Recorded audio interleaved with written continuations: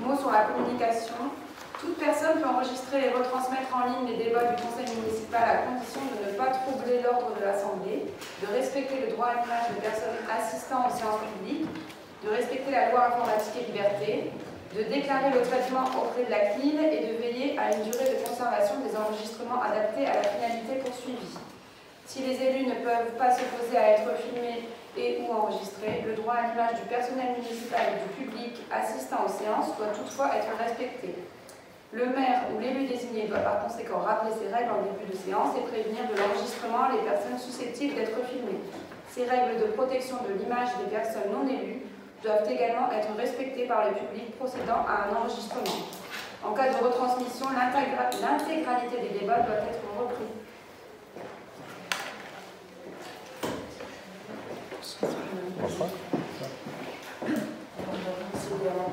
Valérie Bellamine présente, Jean-Pierre Julien présent, Christian Duès présent, Bernard Dumaine présent, Nicolas Diligeon présent, Solange Béarès est en train d'arriver, Cathy Kébé donne le pouvoir à Valérie Bellamine, Éric Gilbert est présent, Antoine Bécard présent, Anne-Sophie Lucert présente, Anne-Lise Marion donne le pouvoir à Christian Duès, Audrey Delcourt donne le pouvoir à Emmanuel Barley, Laurent Dossier présent.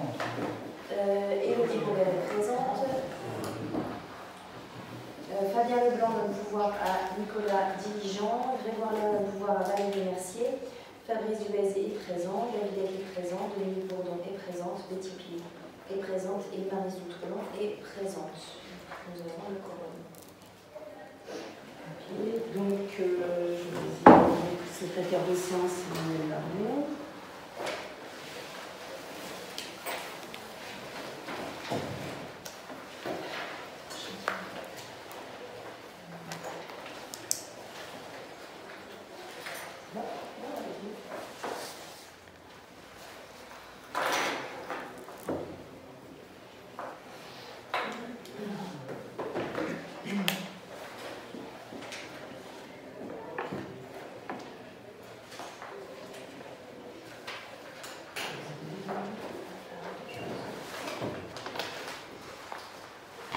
Donc, je propose de commencer par l'adoption des procès-verbaux, donc en séance du 9 novembre et de la séance du 5 décembre 2022.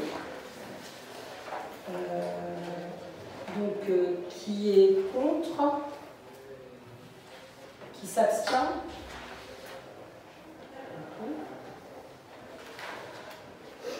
Le premier point, c'est la vente du terrain de la Bayette.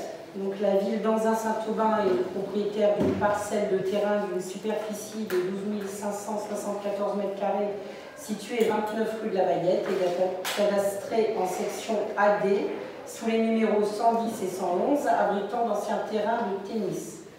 La commune ne souhaite pas garder ce bien dans son patrimoine. Dès lors, en date du 9 novembre 2022, le conseil municipal réuni en séance a acté la désaffectation et le déclassement du terrain pour permettre à la commune de disposer de ce bien en vue d'une cession ultérieure pour être intégré au domaine privé communal. France Domaine a évalué à 650 000 € la valeur du terrain. La société Swamco s'est portée acquéreur au prix des domaines pour un projet validé à l'unanimité par les colotis. La parcelle étant soumise à un règlement de copropriété.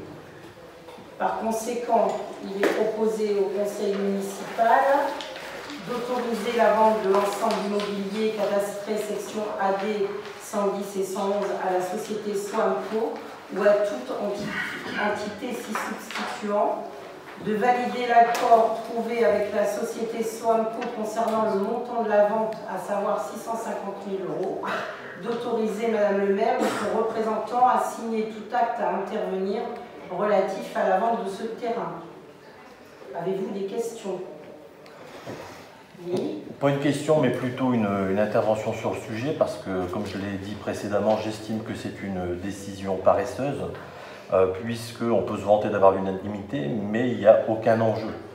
En lieu et place d'une MARPA pour accueillir 24 personnes âgées, des personnes de notre commune, peut-être nos parents qui auraient pu résider sur Anzin-Saint-Aubin, on vend une parcelle qu'on a achetée 200 000 € à un promoteur immobilier qui va réaliser une opération effectivement où il sera bénéficiaire sur l'ensemble, parce que je rappelle bien que c'est un projet d'ensemble.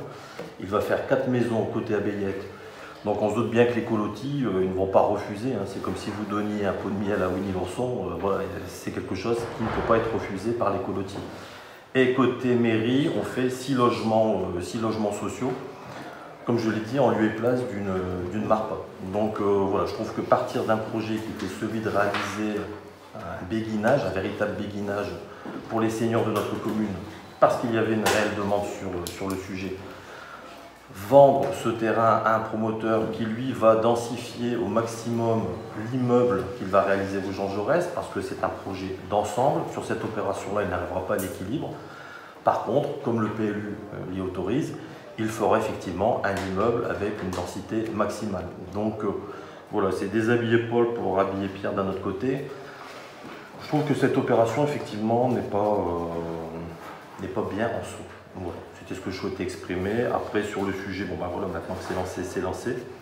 Mais sur ce point-là, je tenais effectivement à rappeler ce point. Très bien. Je vais quand même rappeler qu'à votre proposition d'avoir une MARPA ou un béguinage, les colotis n'avaient pas répondu à l'unanimité. Donc, ils n'étaient pas d'accord. Donc, il fallait trouver un terrain d'entente, sinon on continue comme ça pendant des années. Avoir 20 000 € de taxes à payer et quelque chose, une friche. Donc à un moment donné, voilà, il faut réussir à prendre une décision la meilleure pour les personnes. Non, enfin, je rappelle quand même que c'était un projet qui était en cours avant les élections. C'était en cours avant les élections, il n'y a rien eu comme projet. Vous avez émis l'idée de faire, on n'a aucun projet. Je ne sais pas si vous êtes passé par un cabinet, enfin on n'a vu personne, on n'a pas vu de promoteur, on n'a vu personne, il n'y a aucun dossier. Dans le dossier, il y a simplement le fait que vous ayez été rencontrer les colotis et que vous ayez récupéré, je ne sais plus combien, c'était 2 ou 3 avis favorables, et après c'était non, ils ne voulaient pas. C'est normal, c'était le début du projet, je rappelle. Il y avait un contre déjà, rien que là, et puis les autres n'ont pas répondu. Donc, je rappelle qu'on revient de loin, parce que le projet initial c'était de faire des appartements et en nombre, puisqu'à l'époque c'était une obligation entre guillemets sur Ansa Saint-Aubin de réaliser ça, donc on n'avait pas d'autre choix. Et la seule alternative possible, c'était de faire une MARPA.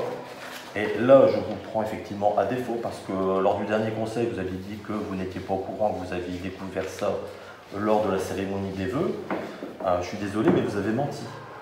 Puisque dans mon blog davidec.com, j'ai mis que vous aviez évoqué ça on n'a pas, en conseil municipal. Un projet, c'est quelque chose qui est structuré. Là, c'est une idée que vous avez émise. Voilà. Pourquoi pas? Mais il n'y avait rien à l'époque. Est-ce que vous avez eu un projet avec une maquette? Est-ce qu'on savait combien ça allait coûter? Est-ce que vous alliez gagner? Voilà. C'était le début du projet. Rien du tout, c'est pas un projet ça. C'était le début du projet. D'abord, il fallait effectivement en parler. Mais de toute façon, monsieur Lec, on n'est pas obligé d'avoir des idées. Non, bien sûr. D'accord. Donc on est parti, nous, notre équipe, sur autre chose qui convient aux colotis. Voilà. Non, mais je ne peux pas vous laisser dire certaines choses ici en conseil. Que vous mentiez à notre équipe, c'est une chose. Comment? Que vous mentiez à notre équipe, c'est une chose, on a l'habitude. Par contre, que vous mentiez à vos propres membres, là par contre, est-ce que vous êtes capable de me dire aujourd'hui quel est le promoteur qui intervenait sur la MARPA? Est-ce que vous avez des documents? Parce que moi, il n'y a personne qui est venu me voir en me disant, bah voilà, on avait travaillé avec monsieur Lec. Si vous voulez, moi je vous ressors des documents. Je vous ressors des documents. Si vous le souhaitez. C'est marrant quand même. Par exemple, Unity est venu me voir. On ne travaillait pas avec Unity. Oui, mais vous aviez travaillé un moment avec, donc ils ont réessayé. D'ailleurs, vous aviez passé à l'époque une délibération en disant que vous aviez accepté l'offre d'achat de 30 millions faite par la société Unity pour la parcelle AD 110 111 d'une superficie de 2136 m². Et suite au refus des colotis de modifier le règlement de lotissement, le compromis de vente est tombé sur le 1er mars dernier. Donc vous voyez que vous aussi vous mentez. Ah non, si, parce que vous nous dites, ah ben vous vous nous prévenez à la dernière minute, etc. Non, on n'a pas fait les choses à l'inverse de vous. On a d'abord dû travailler avec les colotis pour avoir un terrain d'entente. Non, rien que les faits, Madame Elamy, vous avez déclaré ici même en conseil que, vous n'étiez pas au courant d'une MARPOD, d'un projet de MARPOD. Or, je n'ai pas vu de projet, et à l'heure actuelle, je le redis. On l'a évoqué en conseil municipal de décembre, c'est dans le PV. Et vous êtes intervenu, donc ne dites pas que vous l'avez découvert lors des vœux. Ensuite, vous avez dit qu'il n'y avait pas de deal entre la mairie d'Arras et la mairie d'Arras et la mairie d'Anzin, puisqu'en fait, 2 délibérations ont été prises. Une par la ville d'Arras pour nous céder, j'ai mis la délibération sur mon blog, et ensuite, il y a une délibération qui a été prise par la commune d'Anzin-Saint-Aubin. Donc vous savez bien qu'un projet suit un cheminement, qui est d'abord effectivement l'évocation de ce projet de MARPOD, et ensuite sa réalisation, sa faisabilité exige certains documents. Le premier document, c'était un accord de la ville d'Arras pour nous céder ce terrain à un prix intéressant qui était de 200 000 €. Et là, je vous le dis tout de suite, il y aura à mon avis un souci avec la Chambre régionale des comptes parce que vous faites une plus-value qui est non négligeable sur ce terrain. Vous l'avez acheté 200 000 € pour y faire, enfin, on l'a acheté 200 000 € pour y faire un projet à vocation sociale et vous le vendez pour faire de la promotion immobilière beaucoup plus cher à 650 000 €. Donc pour moi, effectivement, je dis que déontologiquement, il y a quelque chose de pas net dans cette affaire parce qu'il faut regarder ce projet sur l'ensemble et c'est une histoire d'un ensemble de deals avec M. Fontana. Ok, je fais ce projet-là à la Veillette, en échange, je fais un immeuble. Attention à ce que vous dites, monsieur Eck. C'est un ensemble de deals. J'ai des deals avec monsieur Fontana. Monsieur Fontana, il s'avère qu'il construit à un endroit. Il a déposé un permis de construire à un endroit, et la Veillette, c'est autre chose. Donc n'allez pas dire qu'il y a des deals comme ça. À tout hasard, est-ce que sa fondation, M. Fontana, n'aurait pas proposé un don pour la future école? Je pose la question. Oui, il y a un don pour la future école, comme on a le courrier. Mais pourquoi on n'est pas au courant? courant? Un don de matériel, pas un don d'argent, mais un don... Et pourquoi on apprend ce genre d'informations indirectement? Mais ça ne fait pas partie d'une négociation d'ensemble? On vous fait un don comme ça pour le plaisir de faire un don? Enfin, franchement, vous croyez que le don, on va le cacher? Si M. Fontana le fait, d'ailleurs, c'est sur une association pour les enfants, hein, je ne sais plus comment ça s'appelle, par le biais de cette association, et c'est quelque chose qu'on, justement, on a demandé à voir le courrier pour... Dans ce cas-là, ne dites pas qu'il n'y a pas de deal qui a été passé. Il y a bien des deals, il y a bien des négociations qui sont en cours avec Soamco sur un projet d'ensemble. Il y a bien sûr, là, forcément. Enfin, c'est partage. Voilà. C'est une vente, les domaines sont d'accord. Voilà.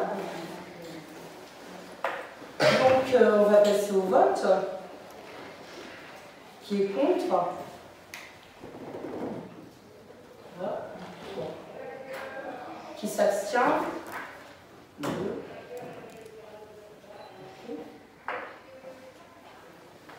Donc, protocole de lutte contre l'habitat indigne. Donc, je ne sais pas si vous avez lu la pièce jointe. En fait, c'est un protocole entre l'État, la CEA, les communes, concernant donc l'habitat indigne,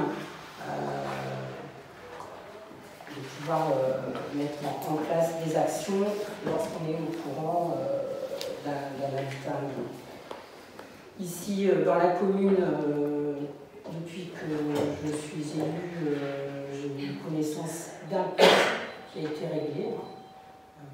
À l'heure actuelle, il n'y en a pas, c'est plus les quartiers un peu plus sur Saint-Nicolas, Saint-Laurent, on retrouve un peu plus ce genre de logement.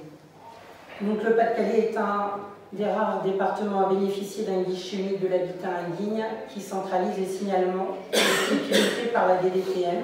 À travers son plan départemental de lutte contre l'habitat indigne, la DDTM mobilise et coordonne l'ensemble des acteurs de la lutte contre l'habitat indigne dans le département du Pas-de-Calais.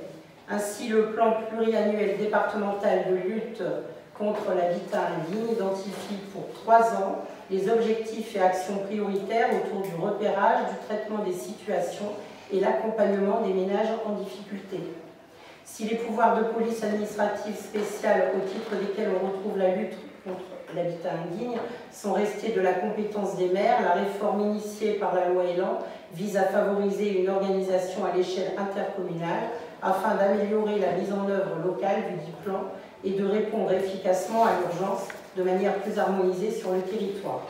Ce protocole territorial traduira de manière contractuelle les engagements des maires et partenaires dans la démarche initiée depuis 2020 et la valorisation des actions concourant à la prise en charge du bien habiter et vivre sur le territoire. Compte tenu de ces éléments, il est proposé aux membres du conseil municipal d'autoriser Madame le maire ou son représentant à signer la déclinaison territoriale du plan pluriannuel départemental de lutte contre l'habitat indigne, tel qu'annexé à la présente délibération. Avez-vous des questions? Donc, qui vote contre? Qui s'abstient? Okay. Troisième point, révision du règlement de location de la salle des viviers. Donc, les agents techniques ont constaté à plusieurs reprises le non-respect des consignes de location de la salle des viviers, salle non nettoyée, non débarrassée, chaises non rangées, sanitaires dégradées. Or, si cette salle est louée les week-ends, elle accueille aussi dès le lundi matin les enfants en périscolaire et ces derniers doivent être accueillis dans les meilleures conditions. Donc, afin d'inciter les locataires à respecter davantage les consignes, ce qui faciliterait le travail du personnel communal, la municipalité souhaite mettre en place des pénalités si les lieux ne sont pas restitués dans le même état qu'ils ont été loués. Par conséquent, le règlement de location a été révisé afin d'induire des pénalités en cas de non-rangement des salles et de non-respect des espaces communs. Donc, ce document est joint à la délibération. Vous avez pu voir surligné en jaune ce qui est modifié par rapport au règlement précédent. Oui, pour les associations aussi, bien sûr. Et donc,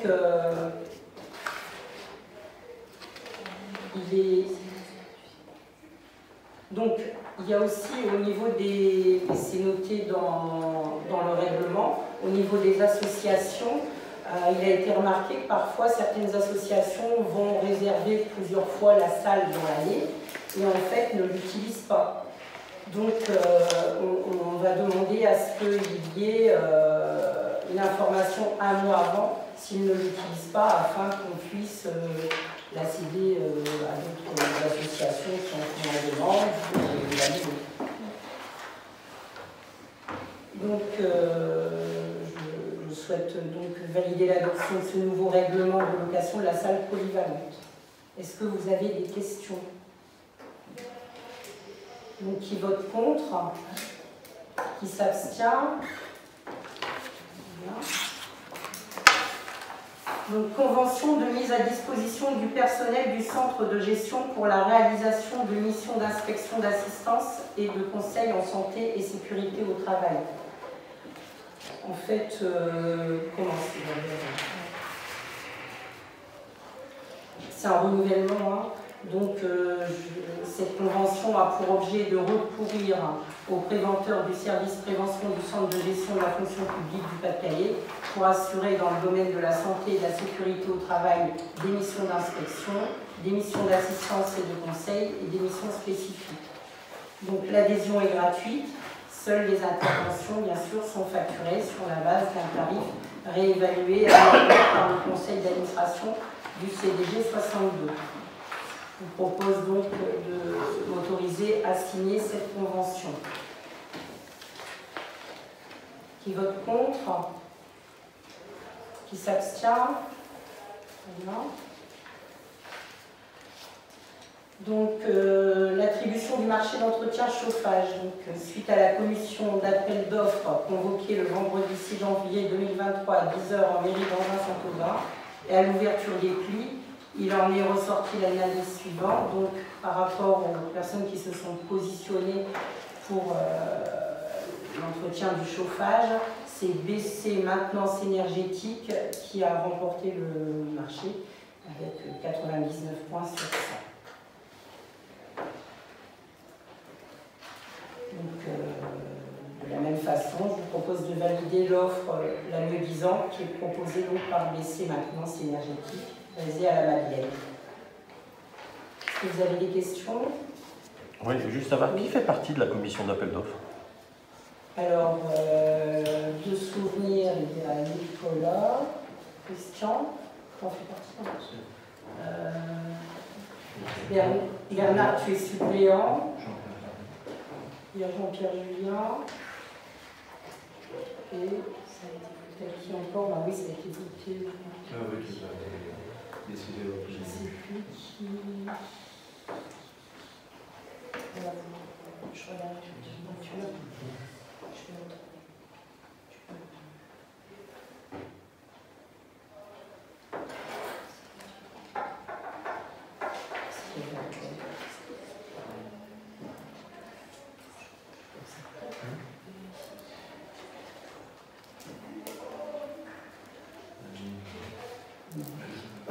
Je crois pas. Ah, peut-être.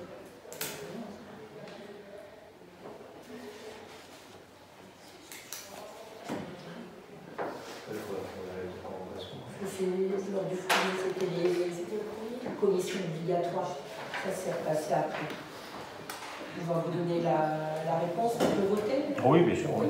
Donc, qui vote contre? Qui s'abstient?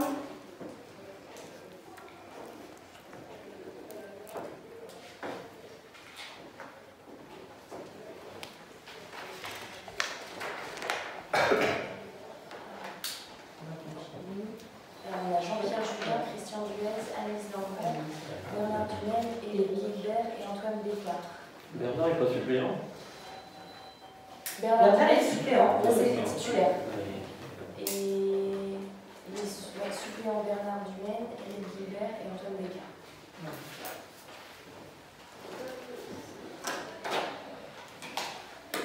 Donc, tableau des effectifs. Donc,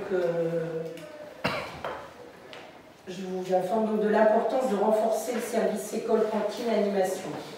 En effet, le responsable du service a remonté à plusieurs reprises les difficultés rencontrées avec l'accroissement de la fréquentation des élèves, tant en restauration collective qu'aux activités périscolaires, les agents actuellement en poste travaillant en permanence à flux tendu.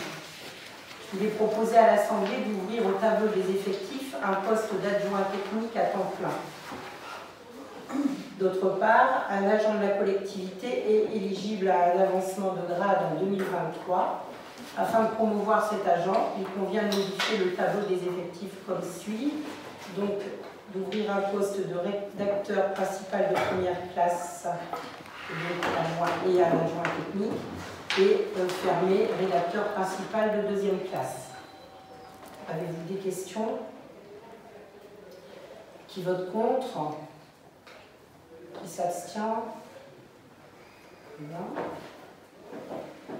On passe au 7e point, donc c'est la délibération portant la création d'un emploi permanent lorsque les besoins des services ou la nature des fonctions le justifient et sous réserve qu'aucun fonctionnaire n'ait pu être recruté dans les conditions prévues par la loi. Donc, il vous est proposé d'autoriser la création à compter du 1er juin 2023 d'un emploi de directeur général dans le grade d'attaché principal relevant de la catégorie hiérarchique A+ à temps complet pour exercer les fonctions suivantes, donc mettre en œuvre les politiques déclinées par l'équipe municipale, diriger l'ensemble des services et en coordonner l'organisation sous l'autorité du maire, gérer les moyens humains et financiers de la collectivité, assurer un suivi juridique et réglementaire. Cet emploi donc sera occupé par un fonctionnaire. Toutefois, en cas de recherche infructueuse de candidats statutaires, il pourra être pourvu par un agent contractuel sur la base de l'article L. 332-8.2 du Code général de la fonction publique. En effet, cet agent contractuel serait recruté à durée déterminée pour une durée de 3 ans, compte tenu de la nécessité d'expertise administrative, financière et juridique du poste. Le contrat de l'agent sera renouvelable par reconduction express sous réserve que le recrutement d'un fonctionnaire n'ait pu aboutir. La durée totale des contrats ne pourra excéder 6 ans. À l'issue de cette période maximale de 6 ans, le contrat sera reconduit pour une durée indéterminée. L'agent devra justifier d'une formation universitaire Bac+5 et d'une expérience sur des fonctions similaires. Sa rémunération sera calculée par référence à la grille indiciaire du grade de recrutement.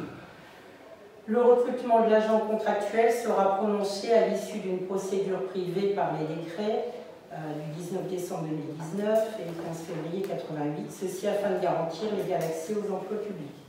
Les crédits correspondants seront inscrits au budget.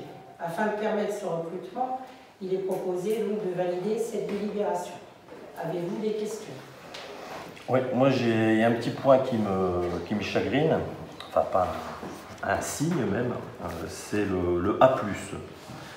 Parce que pour rappel, la fonction publique territoriale se décline en 3 catégories, C, B et A. C étant celle des exécutants, B celle de ceux qui mettent en application les directives, et A celle de ceux qui encadrent et qui dirigent. Alors, il faut savoir que la plupart des DGS de la commune étaient souvent de catégorie B. Alors la catégorie A+, c'est ce qui me chagrine le plus, n'existe pas officiellement. L'appellation A+, est utilisée pour catégoriser un haut niveau de responsabilité au sein d'une administration. Alors, quelques exemples: directeur d'hôpital, préfet, sous-préfet, commissaire de police, administrateur des finances publiques, conservateur du patrimoine. Je me suis penché sur la rémunération moyenne, et la rémunération est effectivement basée sur un indice majoré 963. Alors, le point d'indice est à ce jour de 4,85 €. Cela fait donc pour le fonctionnaire A+, une rémunération brute mensuelle de 4 670 € brut. Alors, pour connaître le coût pour la commune, il faut effectivement ajouter 2 000 € de charges patronales environ. Bref, un fonctionnaire A+, dont vous avez besoin pour gérer la commune, va coûter, s'il est nommé effectivement en tant que A+, 6 670 € par mois, soit plus de 80 000 € par an. Donc j'aimerais avoir quelques éclaircissements sur cette fameuse mention A+. Et qu'elle sera effectivement... On retrouve dans cette catégorie, pour compléter ce que vous avez dit, si vous me permettez, on retrouve le DGS de la communauté urbaine d'Arras, certains DGA ou certains administrateurs. C'est vrai que je ne connaissais pas non plus cette appellation, qui sont en catégorie A+. Mais bon, voilà, après, moi je ne connaissais pas, je ne connais pas vraiment, j'allais dire, le fonctionnement des agents publics. Je connais bien celui de l'éducation nationale, mais bon, voilà, ça je ne connais pas, et c'est vrai que ce serait intéressant d'avoir un petit peu plus d'informations à ce niveau-là, si c'était possible. Je vais laisser la parole. Alors concernant le A+, c'est vrai que ça rentre de plus en plus dans les mœurs, et en général dû au niveau de l'étude et de l'expérience de l'agent. C'est en effet la responsable du service ressources humaines qui a écrit cette délibération par rapport aux éléments qui avaient été fournis par le centre de gestion, simplement sur la base du fait que je suis actuellement contractuelle et qu'il fallait pouvoir renouveler ce contrat, et donc il fallait passer cette délibération. Donc c'est simplement le centre de gestion qui a transmis les éléments qui ont été repris par la responsable des ressources humaines. Au niveau du salaire, je vous rassure, on en est très très loin. C'est pas du tout, on est très très loin de des chiffres que vous avez annoncés. Ils sont, voilà, il n'y a rien, il n'y a pas de peur à avoir par rapport à plus. Je vous dis, c'est simplement ça a été repris par rapport aux éléments qui ont été fournis au centre de gestion. Donc si ça n'a pas d'incidence financière, vous n'y voyez aucun inconvénient à ce qu'on le retire, qu'on laisse pas. Ça change absolument rien. On peut mettre A dans la délibération. Parce que A+, ça interpelle. Et c'est vrai que plusieurs personnes m'ont dit qu'est-ce que c'est que cette catégorie A+. Donc quand on se renseigne, effectivement, on tombe sur ces catégories d'emploi qui n'ont rien à voir avec la commune dans un Saint-Aubin.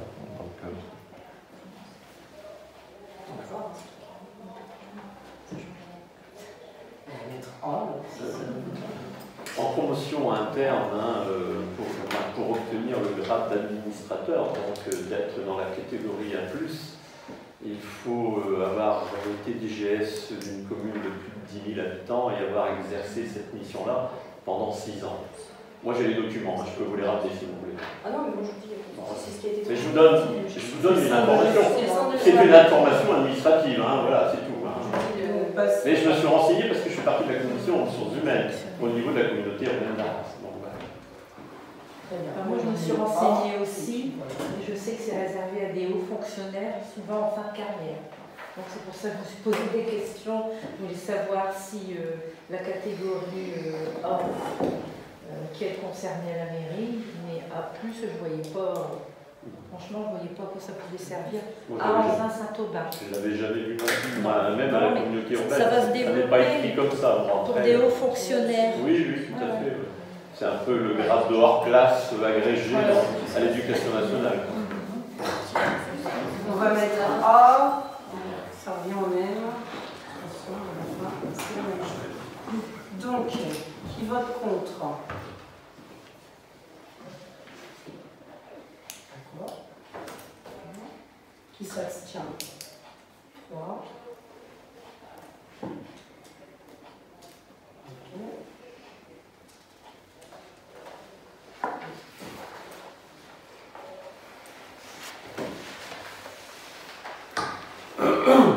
Je rappelle quand même qu'on a été 6 mois à chercher un DGS. Ça ne se bouscule pas trop fort. L'emploi est quand même assez important, surtout dans une commune comme la nôtre. Si tu permets. Alors, deuxièmement, oui. J'entends bien ce que tu viens de dire, mais ça aurait été bien aussi qu'il y ait peut-être une commission qui apporte ces explications. Parce que c'est vrai que, bon voilà, on a cette information. C'est parce que... Bon, après, c'est un peu dommage, parce que c'est vrai, je comprends bien que le recrutement a été difficile. Voilà. Mais bon, voilà, je pense que ça aurait été quand même intéressant d'être informé, donc pas d'attendre un conseil municipal pour avoir ce genre d'informations. On ne peut pas renouveler indéfiniment, et donc c'est pour ça que ce contrat est de 3 ans, parce que sinon on peut faire un an, une deuxième fois, et puis c'est tout ça. Alors, attribution des commissions, donc suite à la démission de Madame Paré, l'arrivée de Cathy Kébé qui s'excuse ce soir, elle ne peut pas être là. Donc, on va procéder au renouvellement de la commission de communication. Donc, il se propose d'être dans cette commission. Qui vote contre? Qui s'abstient? Voilà. Admission en non-valeur.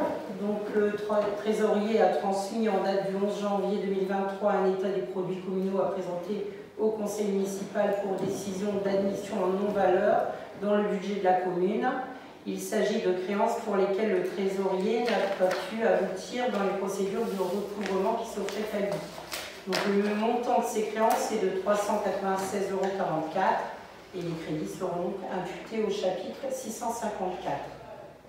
Des questions? Donc il vous est proposé d'admettre en non-valeur les créances communales jointes à la délibération pour un montant de 396,44 €. Qui est contre? Qui s'abstient? Très bien. Je vais donner quelques informations. Donc d'abord deux dates. Le prochain conseil municipal qui sera le 12 avril avec le vote du budget. Et une commission finance le 29 mars. On enverra... Colline va envoyer un mail cette semaine pour que vous ayez les dates et que les absences sachent aussi les prochaines dates. Ce matin, je suis allée à une réunion à la CEA concernant le réseau urbain. Donc, a priori, à partir de septembre, la ligne de bus va remonter jusque toute la rue du Maréchal Hague jusque l'IEM, faire un demi-tour à cet endroit-là et redescendre. Donc on a réussi à négocier pour ça. Il faut savoir qu'ils font quelques modifications, notamment dans la ville d'Arras, puisqu'ils changent le plan urbain en centre-ville pour alléger la rue Pasteur, etc. Donc il n'y aura plus de retour par là. Par contre, les bus feront aller et retour dans l'État. Et il y aura plus, par exemple, notre ligne va desservir aussi Méolance, notamment. Donc ça, c'est une deuxième information. Et puis, je voulais vous dire qu'à partir d'aujourd'hui, donc on a Margot, qui est une jeune qui effectue un service civique pour 8 mois dans la commune et qui va être surtout au niveau de la communication. Voilà.